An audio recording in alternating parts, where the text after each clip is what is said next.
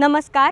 आम्ही ILS विधी महाविद्यालयाचे विद्यार्थी आज आपल्यासमोर समतेची मशाल जागर समतेचा हे नाटक प्रस्तुत करीत आहोत. ILS विधी महाविद्यालय, स्विस एड आणि युरोपियन युनियन यांच्या संयुक्त विद्यमाने आम्ही सतत समाजात स्त्री पुरुष समानता, लैंगिक अत्याचार, बालविवाह, स्त्रियांचे होणारे इतर अत्याचार यांच्यावर प्रकाश टाकीत आलो आहोत. या नाटकाचे उद्देश देखील हेच आहे. आम्ही आपणास विनंती करतो, आपण या नाटकातून बोध घ्यावा आणि समतेचा प्रसार करावा. ऐका हो ऐका, सादर करीत आहोत समतेची मशाल. अकल येऊ दे अदल घडू दे, अकल येऊ दे अदल घडू दे, अकल येऊ दे अदल घडू दे, अदल घडू दे हो. अकल येऊ दे अदल घडू दे, अदल घडू दे हो. अहो बाई, कोणाला अक्कल येऊ दे, कोणाला अदल घडू दे. अव या समजा समाजाला स्त्री पुरुष समानतेची अकल येऊ दे. अहो काही समजलं नाही. नाही समजलं? ऐका मग. ओ मळवट फासून दगडाला देवी म्हणती माणस, अन हाडा मासाच्या बाईला दासी करती माणस. अन म्हणूनच मी म्हणते, अशा समद्या समाजाला चांगलीच अद्दल घडायला हवी. घडू देच की मग. म्हणा मग.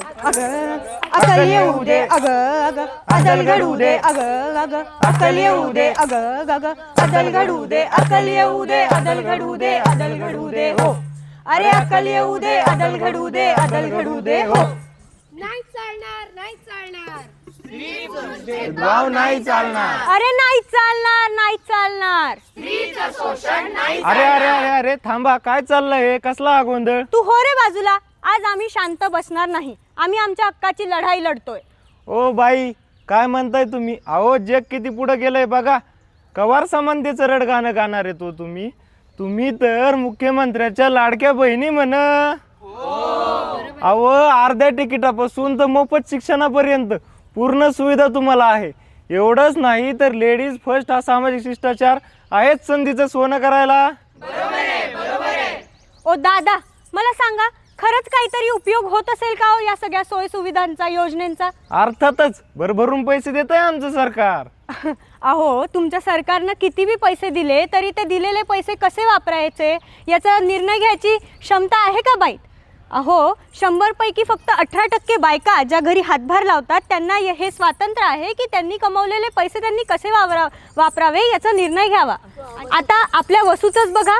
अगं वसू, चल जरा आपल्या सरकारी ऑफिसात जायचंय. दादा, आत्ताच आली ना मी. जरा बसू दे की मला. अगं त्या हक्क सोडपत्रावर सही पाहिजे तुझी. हाय का आता? कशासाठी? आता तात्यांनी आपल्या दोघांच्या नावावर जमीन केली होती. आता तुझं लग्न झालं तर मी म्हणतो त्या जमिनीवरचा हक्क दे सोडून. तसंही तुला ना शेतीतलं काही कळतं ना व्यवहारातलं काही कळतं. दादा, पण तात्यांनी आपल्या दोघांसाठी समान वाटे ठेवलेत ना. मला हवाय माझा हिस्सा. सासरी पण मला मोलकरणीसारखं वागवतात. तिथं काही पुढं मागं झालं तर मला नको का थोडा आधार? पा तुझ्या सासरचं ठेव तुझ्या सासरी. तिथं आईचा सगळा खर्च मी बघायचा, औषध पाण्याचं मी बघायचं, प्रॉपर्टी तू घेऊन जाणार होय ते काही नाही. गपचूप त्या पत्रावर सही कर, आणि सही करायची नसेल तर आत्ताच्या आत्ता चालती हो, आणि परत माहेरी दिसायचं नाही. दादा, अहो तुम्ही म्हणता या सरकाराच्या लाडक्या बहिणी आहेत, पण ह्या स्वतःच्या सख्ख्या भावाच्या तरी लाडक्या बहिणी आहेत का हो? आणि लेडीज फर्स्ट हा जरी एक सामाजिक शिष्टाचार असला तरी हा काय उपयोगाचा जर एक बाई जन्म घेण्याआधीच तिचा जगण्याचा हक्क हिरावून घेतला जातो? मुलगा मुलगी भेद नको, मुलगी झाली खेद नको. नमस्कार डॉक्टर. नमस्कार उत्तमराव. बोला, कसं काय येणं झालं? काय नाही, ते आमच्या यांची तब्येत जरा बरी नव्हती. म्हणलं एकदा तुमच्याकडून दाखवून आणाव, म्हणजे कसं ताण नाही काही. अहो, आत्ताच तर तुम्ही 4-5 दिवसापूर्वी येऊन गेलेलात. म्हणजे कसं तुम्हाला तर माहीतच आहे ना, ते आमच्या घरी एक पाहुणा येणार आहे. मग ते येणारा पाहुणा मुलगा आहे का मुलगी, एकदा ते थोडंसं बघायचं होतं. अहो, तू थांब. हे काय बोलताय तुम्ही? तुम्हाला माहिती आहे का, पूर्व गर्भलिंग निदान प्रतिबंधक कायदा 1994 अंतर्गत जर कोणी पूर्व गर्भलिंग चाचणी केली आणि त्याची माहिती उघड केली तर त्याला शिक्षा होऊ शकते. काय डॉक्टर, मी गावचा सरपंच आणि माझ्यासारखा कायद्यानं चालणारा आणि तत्वनिष्ठ माणूस तुम्हाला शोधूनही कुठं सापडणार नाही. बघा काही मार्ग निघते का? तर मला माफ करा, जर मी असं केलं तर कलम 23 नुसार मला 3 वर्षापर्यंतचा कारावास आणि आर्थिक दंड देखील होऊ शकतो. शिवाय कलम 25 नुसार माझा वैद्यकीय परवानाही रद्द होऊ शकतो.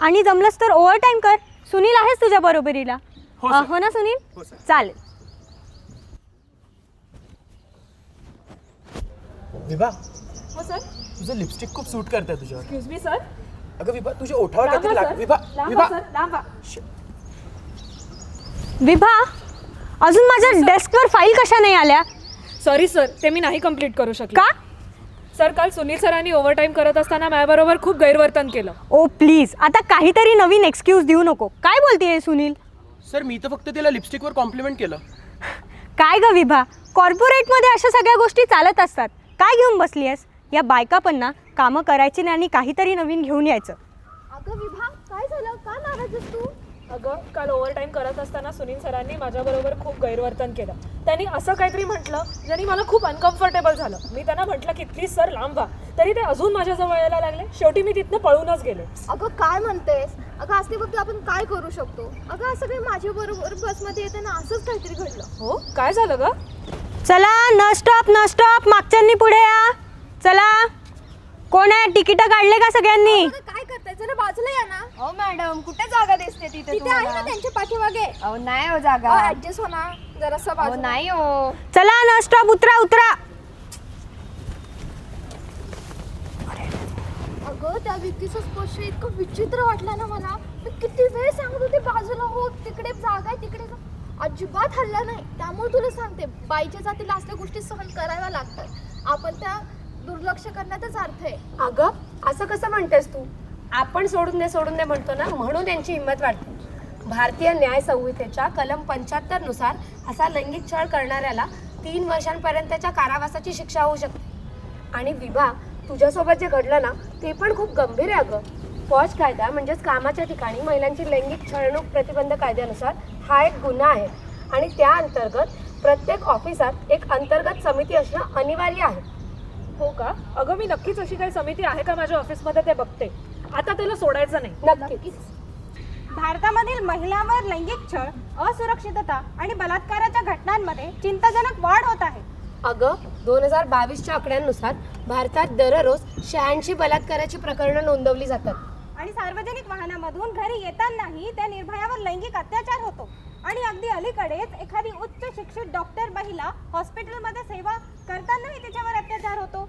अगं, 4 महिन्यांच्या तानुलीची पण याच्यातून सुटका नाही ग. आणि वैवाहिक बलात्कार तर म्हणे कायद्याने गुन्हा देखील नाहीये. हे लैंगिक अत्याचार, अन्याय हे तर सगळीकडेच आहेत. गावात तच नाही तर शहरातही, शाळेतच नाही तर ऑफिसातही, तुरुंगातच नाही तर इस्पितळातही. हे पुरुषी वर्चस्व काही केला पिच्छाच सोडत नाहीये. अगं पिच्छा सोडना, पिच्छा सोडना, पिच्छा सोडना, बाई पिच्छा सोडना. हो, म्हणूनच समतेची मशाल पेटवायलाच हवी. आणि आता आवाज उठवायलाच हवा.